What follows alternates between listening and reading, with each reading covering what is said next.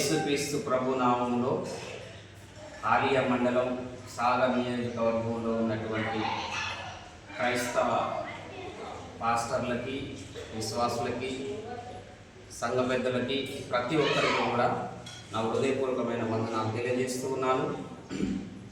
ఒక విషయం చెప్పడానికి నేను మీ ముందుకు వచ్చాను. సోమవారం 17వ తారీఖు నల్గొండలో మరి యూడిసిఎం తరఫున మరి దళిత క్రిస్టియన్స్ ఫెడరేషన్ దాని తరఫున మరి దళితుల యొక్క హోదా క్రైస్తవులైనంత మాత్రాన పోదు అని, వారి హక్కులు వారికి రావాలని కలెక్టరేట్కు వెళ్ళి కలెక్టర్ గారికి వినతి పత్రం ఇవ్వడం జరుగుతుంది.